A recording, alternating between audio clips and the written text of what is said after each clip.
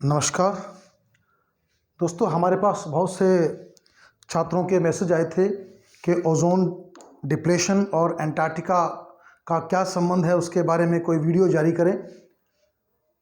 आपको मालूम है कि ओजोन में डिप्लेशन हो रहा है और ये भी मालूम है कि एंटार्क्टिका में हो रहा है, पर एंटार्क्टिका में ही क्यों? ये सवाल बड़ा महत्वपूर्ण है कि अगर ओजोन में डिप्लेशन होना था तो इंडिया पे होता, चीन पे होता, जापान पे होता, यूएसए में होता, जहाँ पर सबसे ज़्यादा सीएफसी का प्रोडक्शन हो रहा है, क्लोरोफ्लोरोकार्बन का उत्पादन हो रहा है। यहाँ ना जा कर के कहाँ हुआ ओजोन डिप्लेशन? एंटार्क्टिका में, जहाँ प्रदूषण ज़ीरो है। तो वहीं क्यों हुआ, आज हम इस टॉपिक पर बात करेंगे। उम्मीद है वीडियो के बाद आपको इस सवाल का जवाब मिल जाएगा कि एंटार्क्टिका पर ही क्यों, जबकि वहाँ पर प्रदूषण ज़ीरो है। दोस्तों, मैं हूँ doctor Arun Shahariya, associate professor geography, government PG college Sriganganagar. तो आज बात करते हैं ozone depletion and Antarctica. Antarctica में ही क्यों? Ozone depletion and Antarctica why, Antarctica में ही क्यों? इससे पहले कि हम एंटार्क्टिका की ओर रुख करें, पहले वायुमंडल की परतों के बारे में जान लें और ये भी जान लें कि ओजोन क्या चीज़ है, ओजोन की गैस क्या है, उसकी परत क्या है और उसका क्या संबंध है। आपको मालूम है कि ओजोन गैस जो है बड़ी महत्वपूर्ण गैस है हमारी परत की, और ये लोअर स्ट्रेटोस्फेयर यानी समताप मंडल के निचले भाग में मिलती है, निचली परतों में पाई जाती है। अगर आप लगभग 15 से 35 किलोमीटर के बीच में पाई जाती है। अगर हम इस डायग्राम को देखें, इसके साथ साथ आपकी वायुमंडल की परतें भी क्लियर हो जाएंगी। सबसे निचली परत है ट्रोपोस्फेयर, क्षोभ मंडल सबसे निचली परत है। हमारी सारी वायुमंडलीय घटनाएं इसी परत में होती हैं। ट्रोपोस्फेयर 0 से लेकर के 12 किलोमीटर तक इसकी ऊंचाई मानी जाती है। इस ट्रोपोस्फेयर के ऊपर आती है स्ट्रेटोस्फेयर, जिसकी स्ट्रेटोस्फेयर का मतलब है समताप मंडल। ताप लगभग सामान्य रहता है, 12 से लेकर के 50 किलोमीटर तक इसकी ऊंचाई मानी जाती है। और इसके ऊपर आती है मेसोस्फेयर, 50 से लेकर के 80 किलोमीटर मध्यमंडल जिसे कहते हैं। इसके ऊपर फिर थर्मोस्फेयर आ जाता है, तापमंडल 80 से लेकर 700 किलोमीटर तक जिसकी ऊंचाई मानी जाती है। और इसके ऊपर एग्जॉस्फेयर यानी बाह्यमंडल आ जाता है, जो 700 किलोमीटर से ऊपर हजारों किलोमीटर तक चलता है। ये पूरे के पूरे वायुमंडल की संरचना है, इनकी परतें हैं ट्रोपोस्फेयर, स्ट्रेटोस्फेयर, मेसोस्फेयर, थर्मोस्फेयर और एग्जोस्फेयर। ये वायुमंडल की परतें हैं। अब हम बात कर रहे हैं ओजोन की।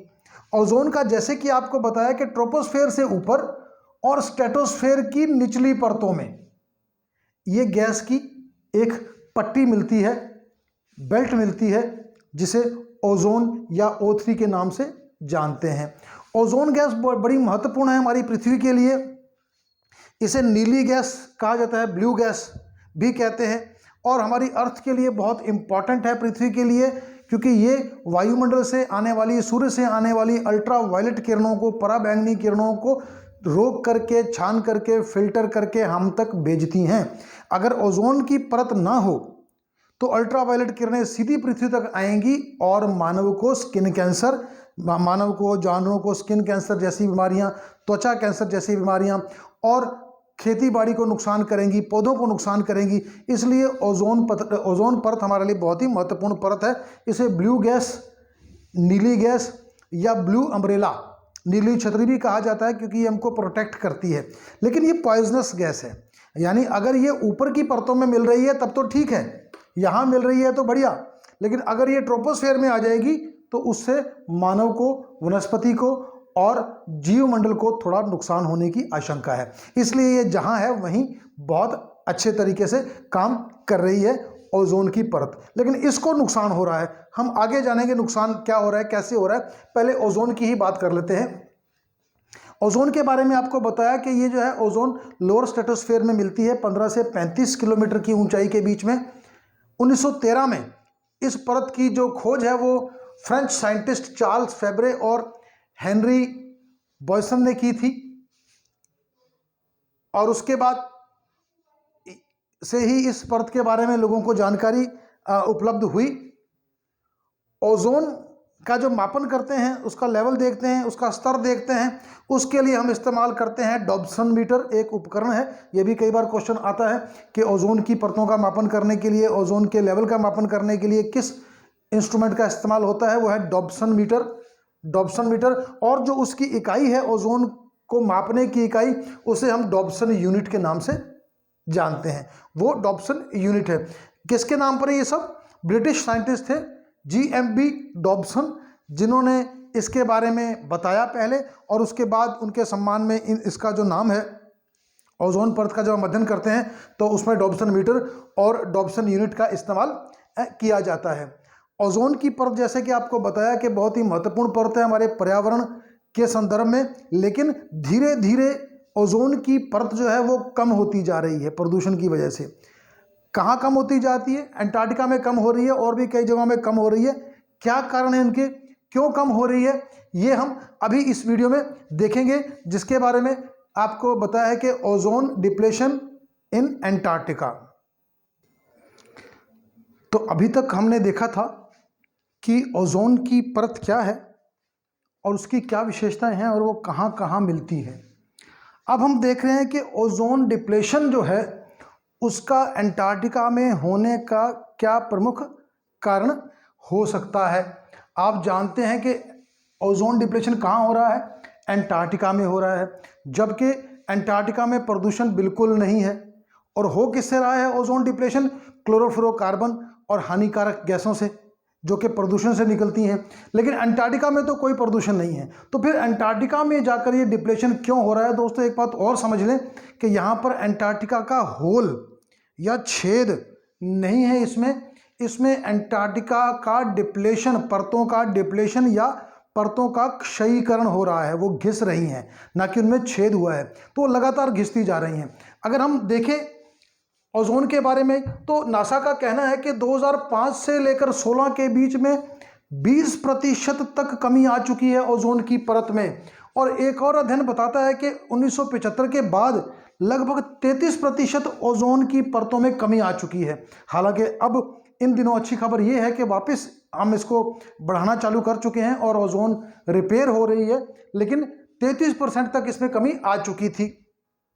हालांकि ओजोन का घटना बढ़ना कोई नई बात नहीं है, ये सब पहले भी होता था, लेकिन जब से CFC आई है, क्लोरोफ्लोरोकार्बन के आने के बाद ये गति बहुत ज़्यादा बढ़ी है और ओजोन की परत बहुत जल्दी जल्दी घिसने लगी है, डिप्लीट होने लगी है, उसका क्षयीकरण होने लगा है CFC के बाद में। प्रदूषण जब से शुरू हुआ तब से, हालांकि ये घटनाएं पहले भी होती थी।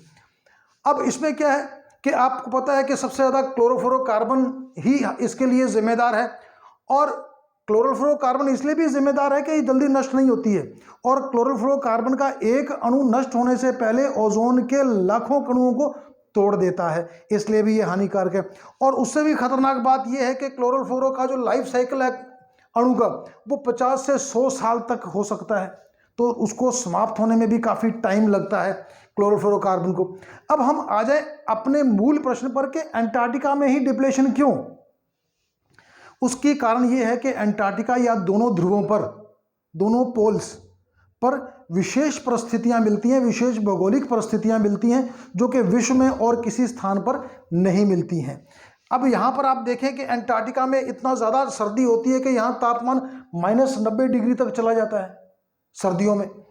आर्कटिक जो सर्कल है, जो उत्तरी ध्रुव है, वहाँ पर -80 डिग्री तक चला जाता है, दक्षिणी ध्रुव पर -90 डिग्री तक चला जाता है। तो बहुत ज़्यादा सर्दियां हो जाती हैं, बहुत ज़्यादा टेम्परेचर बहुत ज़्यादा ठंडा हो जाता है, बहुत नीचे गिर जाता है। और इससे भी बढ़कर वहाँ पर आइसोलेटेड कंडीशंस बन जाती हैं। आइसोलेटेड कंडीशंस का मतलब है कि दोनों ध्रुवों पर वायुमंडल की अलग थलग सी पोजीशन बन जाती है, जो हवा है वो फंस जाती है वहाँ पर, उसका एक जो है वो घेरा बन जाता है, वहीं फंसी रह जाती है, और उसकी वजह से उसमें बहुत ज़्यादा परिवर्तन होते हैं। इसको हम लोग एक विंड मिक्सिंग प्रोसेस भी बोलते हैं कि चूंकि हवा पृथ्वी घूम रही है तो हवाएं जो है पूरी पृथ्वी पर घूमती हैं उसकी वजह से, और जहाँ से प्रदूषण होता है उनको लेकर के पूरे विश्व में घूमती हैं। तो जहाँ पर कंडीशंस उसके फेवर में होती है वहाँ ज़्यादा प्रदूषण होना या ज़्यादा नुकसान होना शुरू हो जाता है। तो विंड मिक्सिंग प्रोसेस से हवाएं जो हैं वो यूरोप से, चाइना से, भारत से, अमेरिका से और विश्व के विभिन्न स्थानों से जा करके ध्रुवों पर एकत्रित होती हैं, और वहाँ पर जो कंडीशंस होती हैं खासकर सर्दियों में, इसमें विशेष ध्यान रखना है कि सर्दियों में यहाँ पर एक विशेष परिस्थितियाँ होती हैं जिसको हम आइसोलेटेड कंडीशंस बोल सकते हैं। कि यहाँ पर क्या होता है कि लगभग 3 महीने तक दिन नहीं निकलता है, सूर्य नहीं निकलता है, सूर्य की अनुपस्थिति हो जाती है, अंधेरा छा जाता है, रात ही रात रहती है। तो इसका मतलब है कि यहाँ पर एक विशेष परिस्थिति लंबे समय तक चल रही है। 3-3 महीने तक अंधेरा, 3-3 महीने तक सूर्य की अनुपस्थिति, कोई सनलाइट नहीं आ रही है। इसकी वजह से क्या होता है कि अलग थलग कंडीशंस डेवलप हो जाती हैं। जैसे 3 महीने तक रात ही रात रहती है, हवा अलग थलग पड़ जाती है, उसका एक अलग घेरा बन जाता है। सर्दियों में देर तक अंधेरा ही छाया रहता है। सूर्य की अनुपस्थिति के कारण जो है स्ट्रेटोस्फेरिक लेयर्स में मौजूद क्लोरीन के कण नीचे आने लगते हैं और वो क्लोरीन उत्पादन शुरू कर देती है।